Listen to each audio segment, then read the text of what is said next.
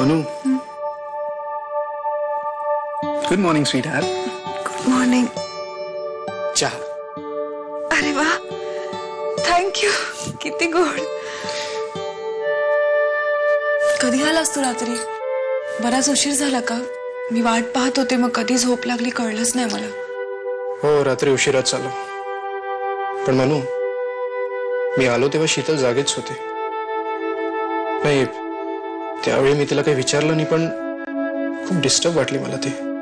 हो ना, तिला रामाची खूपच काळजी वाटते. तो कसा असेल, काय करत असेल या विचारात रात्रभर झोपत नाही ती. आकाश, तू त्याला लवकरात लवकर सोडव ना. म्हणून मी एक एक काम हातावेगळं करतोय. काल रात्री एक महत्वाचं आणि अवघड काम संपवून आलो. उगीच साळसूतपणाचा आव आणू नकोस. जणू काय तू काय केलंच नाही, सगळं बाबांनीच केलंय. काय केलंय ग मी? काय माहितीये तुला? जाऊ दे ना, उगीच का मला तोंड उघडायला लावतीयस? नैमेशाला का बोलून टाक. त्या ब्युटी पार्लरच्या नावाखाली सगळे वाईट धंदे करतेस तू. हा पैसा कुठून आलाय? हे ऐश्वर्य कुठून आलंय? तिथूनच ना? मला माहितीये, तू तुझी कामं करून घेण्यासाठी मोठमोठ्या कंपन्यांचे मालक मॅनेजर्स यांना खुश ठेवण्यासाठी पार्लरचा बिझनेस करतेस. का? का आता का ऐकायचं होतं ना माझ्या तोंडून? मग आता ऐक.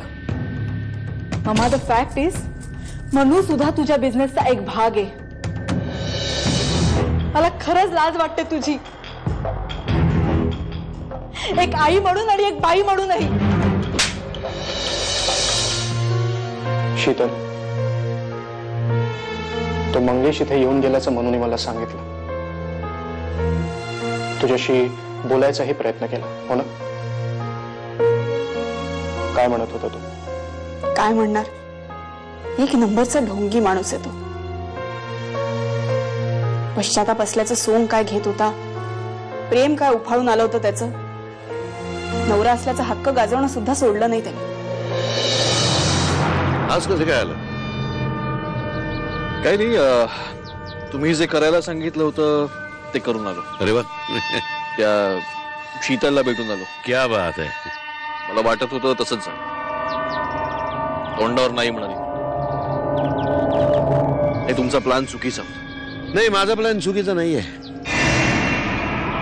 तुम्ही तिला माझ्याबरोबर संसार करशील का असं विचारल्यानंतर ती नाही म्हणणार हे मला आधीच ठाऊक होतं. माहित होतं, पण मला कशाला पाठवलं तिच्याकडे? आज जरी शीतल तुमच्याकडे येत नसली तरी सुद्धा ती तुमच्याकडे येणार. शक्यच नाही. मी मेल्यावर माझ्या फोटोवर हार चढवायला येईल असं म्हणाली ती. मला इंटरेस्ट नाही हो तिच्याबरोबर संसार करण्यामध्ये. या केससाठी तरी किमान तो इंटरेस्ट तुम्हाला असायला हवा. आज जरी तुमच्याकडे ती येत नाही असं म्हणाली असली तरी सुद्धा तुमच्याकडे यायला भाग पाडू शकणारी एक व्यक्ती तिथे आहे. मनस्विनीचा नवरा इन्स्पेक्टर आकाश केतकर.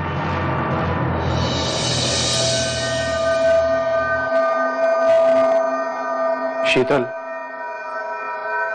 तू मंगेशकडे जा. अरे आकाश, काय बोलतोयस तू? बरा आहेस ना?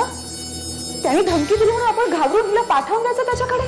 नाही, त्याला घाबरून नाही. मग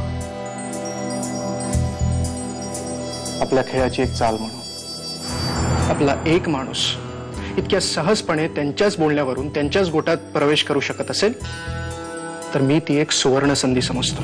नाही, मला नाही पटत आहे. म्हणून तुला कळत कसं नाहीये? मंगेश असं काहीही करणार नाही, तो करूच शकणार नाही. इतकं सगळं करून झाल्यावर, मला इतके वेळा फसवल्यावर तू असं कसं बोलू शकतोस आकाश? तो एक अत्यंत नीच माणूस आहे. म्हणून ते मला माहिती आहे. पण तू तरी तिला पाठवायला जायला तयार. ठीक आहे, मी मानलं की आकाश तिला माझ्याकडे पाठवेल, पण मग पुढे काय?